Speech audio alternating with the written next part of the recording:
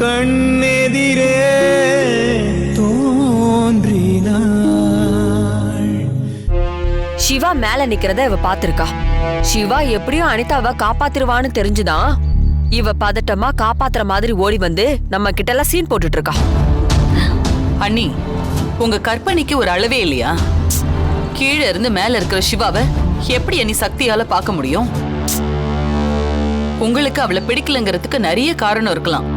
அதுக்காக அவளை ஏதோ ஒரு கொலைகாரி மாதிரி ட்ரீட் பண்ணாதீங்க.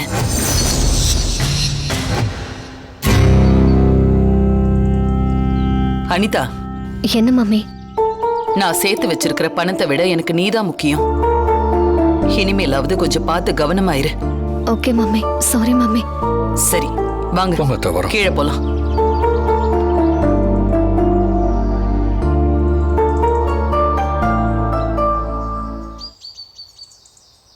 சிவா. என்ன? சாரி சிவா. கிளையண்ட் முன்னாடி உன்கிட்ட ரொம்ப ஹர்ட் பண்ற மாதிரி பேசிட்டேன். அந்த மாதிரி நான் உன்னை ஹர்ட் பண்ணி பேசியும் அதெல்லாம் கொஞ்சம் கூட மனசுல வச்சுக்காம என்னை வந்து காப்பாத்திருக்கேன். ரொம்ப தேங்க்ஸ் சிவா. நீ என்ன இன்சல்ட் பண்ணதுக்காக சாகட்டுன்னு விட்டுருவேனா? என் உயிரை கொடுத்தாவது உன்னை காப்பாத்துவேன். அதை முதல்ல புரிஞ்சுக்கோ.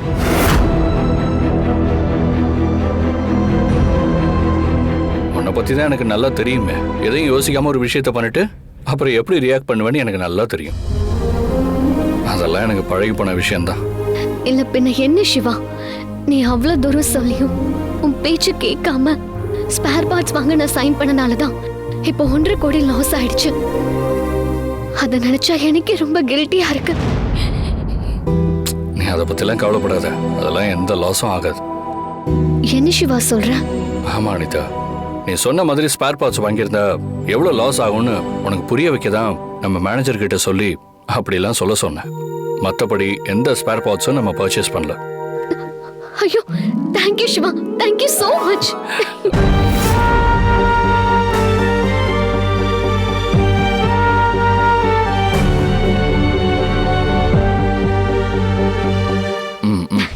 சரி சரி, இனிமையாவது எந்த முடிவு எடுக்கிறதா இருந்தாலும் ஒரு தடவைக்கு 2 தடவை யோசிச்சு முடிவிடு.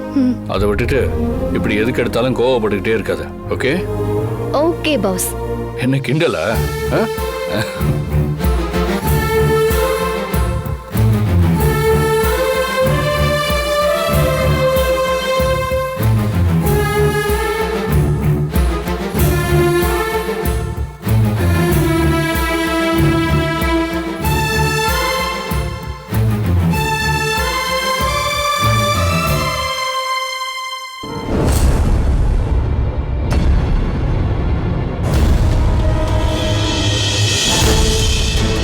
டேய், என்னடா பாத்துட்டு இருக்க? வாங்கி சைன் போடு. மா, என்னாச்சுமா உங்களுக்கு? கொஞ்சம் கூட யோசிக்க மாட்டீங்களா? என்னம்மா நீங்க யாரு கேட்டு இப்படி எல்லாம் பண்றீங்க? என்னடா பேசுற நீ? உனக்கு தான் திவ்யாவை பார்த்தாலே பிடிக்கலையே. அவளை கண்டாலே எரிஞ்சு எரிஞ்சு விழற. நல்லா வாழ்ந்த பொண்ண நம்ம வீட்டுக்கு கூட்டிட்டு வந்து கொடுமைப்படுத்தின பாவம் நமக்கு வேணாண்டா. அதனாலதான் இப்படி ஒரு முடிவுக்கு வந்த. இப்ப யார் அவளை கொடுமைப்படுத்துறாங்க? நீ என் மகனா இருந்தாலும் இப்படி மனசாட்சியே இல்லாம பேசுறியடா. ஏண்டா விடிய விடிய கதை கேட்டு இப்படி விவரமே இல்லாம கேள்வி கேக்குறியே, இதெல்லாம் உனக்கே நியாயமா இருக்கா? நீதாண்டா அவளை கொடுமைப்படுத்துற.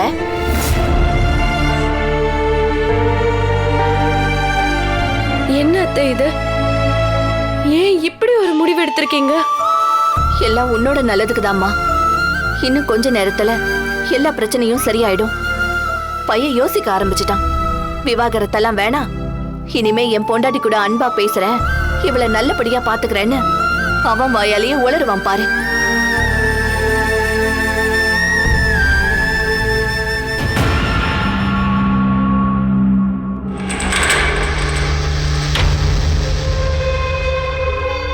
என்னாச்சு? 3 பேரும் ஒருத்தர் ஒருத்தரை பார்த்து நிக்கிறத பார்த்தா பெரிய சண்டை நடந்து ஓஞ்ச மாதிரில இருக்கு. என்னாச்சு சீதா? என்ன பிரச்சனை? அது என்ன கையில பத்திரத்தை வச்சு நிக்கிற? விவாகரத்து பத்திரங்க. விவாகரத்து பத்திரமா? அது எதுக்கு? அருணுக்கும் திவ்யாவுக்கும் சரி வரல, அதான் பிரிச்சு வச்சிடலான்னு விவாகரத்து பத்திரத்தை வாங்கிட்டு வந்து வச்சிருக்கேன். இதுல கையெழுத்து போட சொல்லிதான் கேட்டுட்டு இருக்கேன். அடி பாவி, நான் எவ்வளவு கஷ்டப்பட்டு தில்லுமுள்ளு வேலையெல்லாம் பண்ணி 2 பேரையும் ஒண்ணு சேர்த்து வச்சிருக்கேன். இவ அசால்ட்டா அவங்கள பிரிக்க பாக்குறாளே. அருண், நேரம் ஆயிட்டு இருக்கு, கையெழுத்து போடு. மா, நீ இப்படி கொஞ்சம் வா. ஏண்டி, உனக்கு கொஞ்சமாவது அறிவு இருக்கா? ஏன் மேல ஏன் கோவப்படுறீங்க? நான் என்ன தப்பு பண்ண? பிடிக்காத 2 பேரை முறைப்படி பிரிச்சு சந்தோஷமா வாழ வைக்கலான்னு முடிவு பண்ணது தப்பா? ஓ, இவங்க பெரிய சுப்ரீம் கோர்ட் ஜட்ஜு எல்லாத்தையும் அலசி ஆராய்ஞ்சு தீர்ப்பு சொல்ல வந்துட்டாங்க. போட்டனா அப்படி. என்ன வேற என்ன தாங்க பண்ண சொல்றீங்க? இவனும் திவ்யாவை புரிஞ்சுக்க மாட்டேங்கிறான், இவளும் இவனை விட்டு போக மாட்டேங்கிறான், இங்க இருந்து கஷ்டப்படுறான். இதெல்லாம் பார்த்துட்டு எப்படிங்க அமைதியா இருக்கிறது? அமைதியா இருக்க முடியலனா வாழ வேண்டியவங்கள அறுத்து விட்டுருவியா? அறிவு கெட்டவளே. ஐயோ, எல்லாம் கூடி வர நேரத்துல இந்த மனுஷன் உள்ள புகுந்து கூத்தடிக்கிறாரே. இவருக்கு இதை எப்படி புரிய வைக்கிறதுன்னே தெரியலையே. என்னடி பாத்துக்கிட்டே நிக்கிற? அதுங்க ஏதோ சின்ன சிரிச்சுங்க தெரியாதனமா கல்யாணம் பண்ணிட்டாங்க. அதுக்காக கட்டின தாலியை கழட்டி போட்டுற முடியுமா? எல்லாம் போக போக சரியா போகும். என்னமோ புதுசா விவாகரத்து வாங்கி தராலாம். அறிவு கட்டவன். எங்கடி அந்த பத்திரம்? புரியாது. ஏய், பேசாம இரு.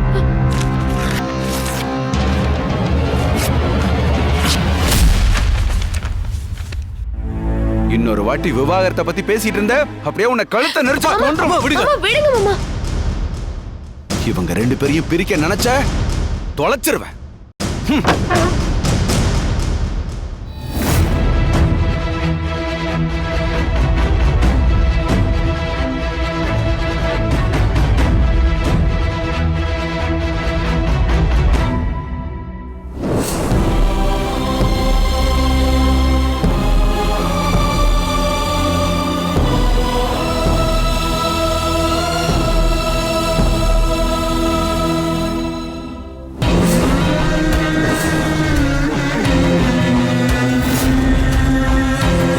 என்னம்மா சக்தி, சிவாவும் அனிதாவும் சிரிச்சு பேசுறத பார்த்ததும் மனசுக்குள்ள 100 டன் ஃபீலிங்ஸ் வந்துருச்சு போல இருக்கு.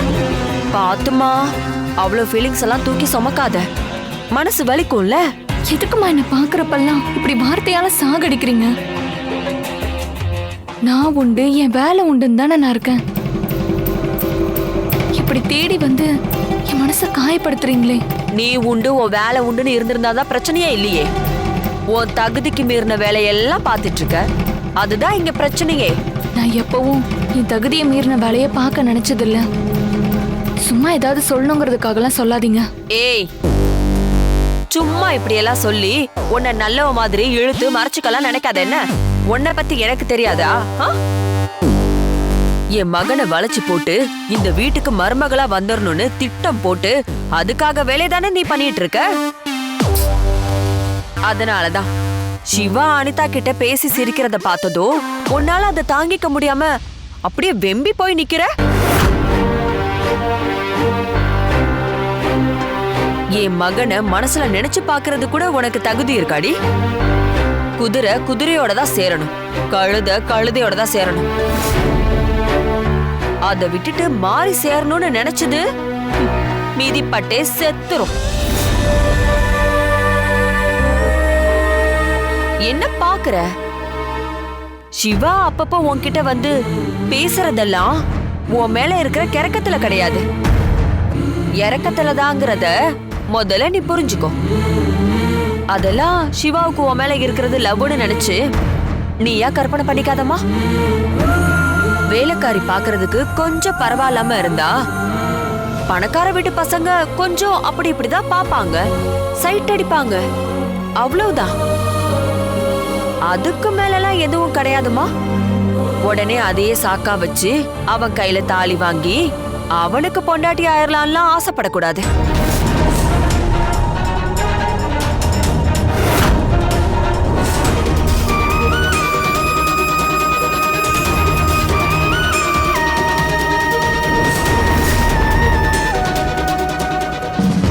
என்னம்மா, என்ன யோசிக்கிற? பார்த்தல்ல, அனிதா மாடியில இருந்து கீழே விழ போறான்னு தெரிஞ்சதும் சிவா எப்படி துடிச்சு போய் ஓடி வந்து காப்பாத்துனான்னு நீதான் அந்த காட்சியை நேர்லயே பாத்தியே. அதுக்கு பேர் தான் லவ். ஏனோ எனத்தோட மட்டும்தான் சேரும், கண்டது கூட எல்லாம் சேராது. நானும் உன்கிட்ட எத்தனையோ தடவை சொல்லிட்டேன், திரும்பவும் சொல்றேன். சிவாவுக்கு அனிதானும் அனிதாவுக்கு சிவானும் அவங்க சின்ன வயசுலயே நாங்க பேசி முடிவு பண்ணிட்டோம். அதனால அவங்க 2 பேரும் தான் கல்யாணம் பண்ணிக்க போறாங்க. அவங்க தான் புருஷன் பொண்டாட்டி. இது யார் நினைச்சாலும் மாத்த முடியாது. இத மனசுல வச்சுக்கிட்டு சமையல் கட்டு வேலையில மட்டும் கவனம் செலுத்து. அதுதான் உனக்கு நல்லது.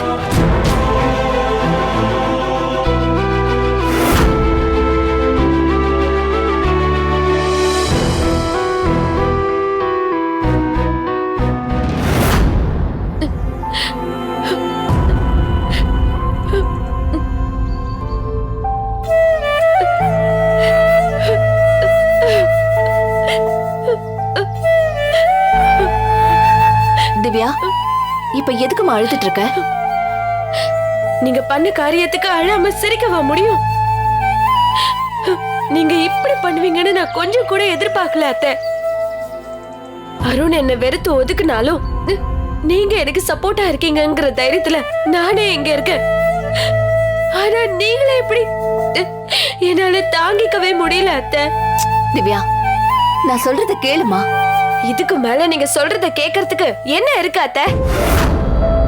அருணை எப்படியாவது சமாதானப்படுத்தி என் கூட சேர்த்து வைக்கிறேன்னு சொல்லிட்டு கடைசியில நீங்களே டைவர்ஸ் பேப்பர் எடுத்துட்டு வந்து என்கிட்ட கையெழுத்து கேக்குறீங்க.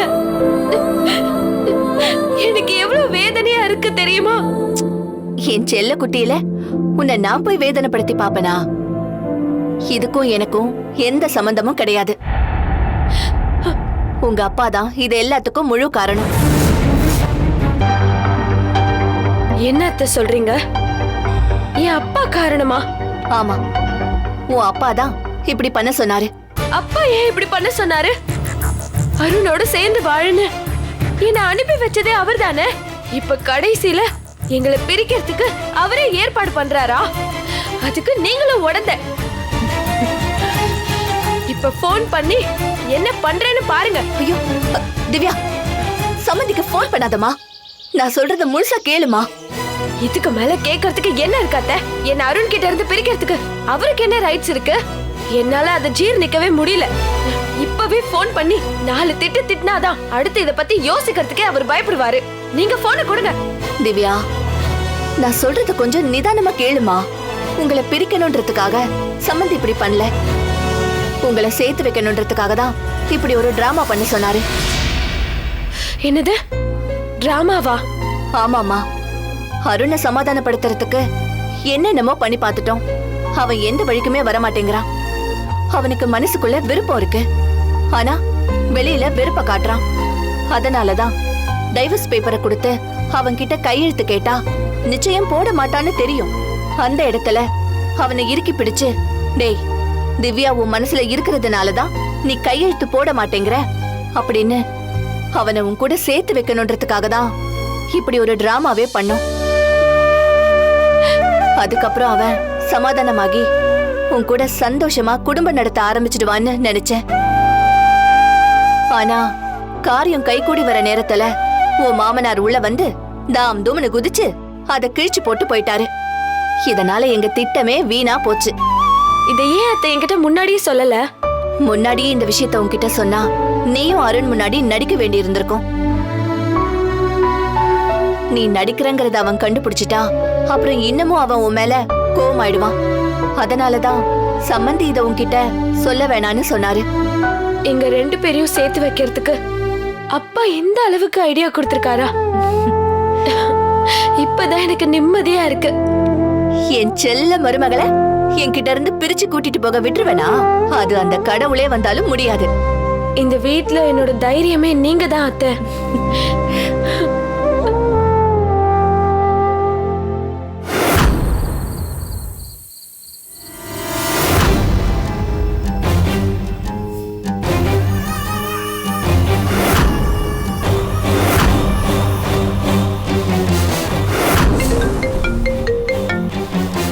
சொல்லுங்க ஷாம், என்னாச்சு? மேடம், நீங்க சொன்ன மாதிரியே திருச்சிக்கு பிசினஸ் மீட்டிங்க்கு போன சிவாவை நான் ஃபாலோ பண்ணி வந்துட்டு இருந்தேன் மேடம். அப்போ விழுப்புரம் பக்கத்துல ஒரு மோட்டல்ல அவன் காரை நிறுத்திட்டு டீ குடிக்க போனான்.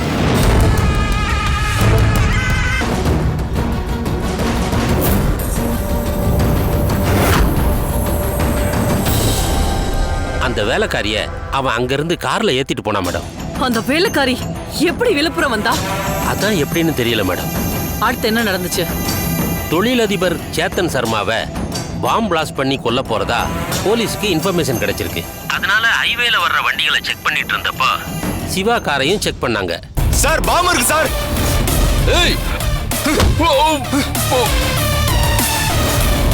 இதான் மேடம் நடந்தது.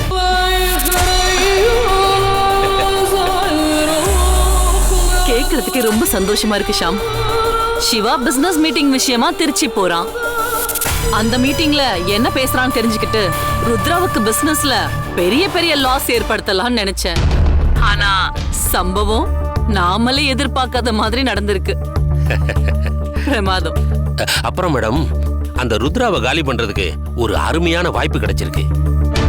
அந்த தொழிலதிபர் சேத்தன் சர்மாவை பாம் பிளாஸ்ட் பண்ணி கொலை செய்ய ட்ரை பண்ணப்போ வெப்பன்ஸோட போலீஸ்ல மாட்டிக்கிட்டான்னு இந்த விஷயத்தை மீடியாவுக்கு எடுத்துட்டு போனா ருத்ராவோட சாப்டர் மொத்தமா க்ளோஸ் ஆயிடும்.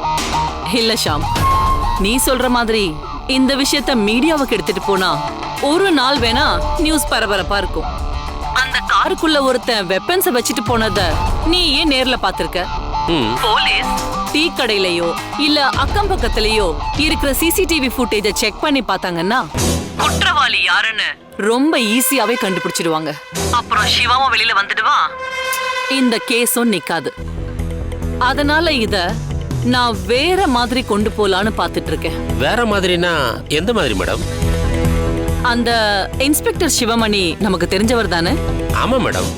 இப்ப நான் உங்ககிட்ட சொல்ற விஷயத்த அவர்கிட்ட சொல்லி அதே மாதிரி பண்ண சொல்லணும். என்னன்னு சொல்லுங்க மேடம். என்ன சார் சொல்றீங்க? ஆதிரா மேடம் அந்த பையன் சிவாவுக்கும் சக்திக்கு கல்யாணம் பண்ணி வைக்க சொன்னாங்களா? ஆமா சார். இந்த கல்யாணம் பண்ணி வைக்கிறதுல ஆதிரா மேடம்க்கு என்ன சார் கெயின்?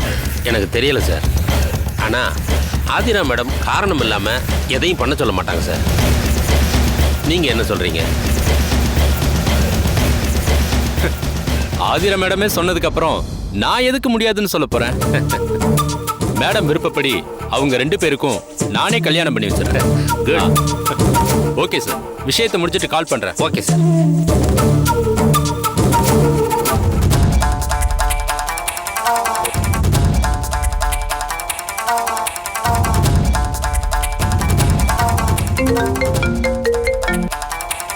என்ன ஷாம், இன்ஸ்பெக்டர் என்ன சொன்னாரு? சரின்னு சொல்லிட்டாரு மேடம். நிச்சயமா முடிச்சிருவாரு. நல்லது.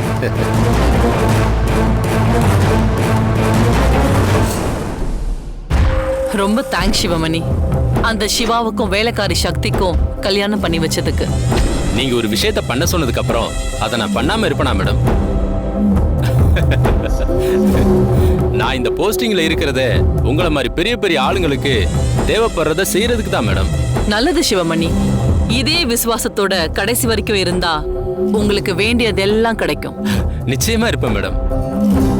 அது சரி மேடம், ஒரு வேலைக்கார பொண்ண அவ்வளவு பெரிய பணக்கார பையனுக்கு எதுக்கு கல்யாணம் பண்ணி வைக்க சொன்னீங்க?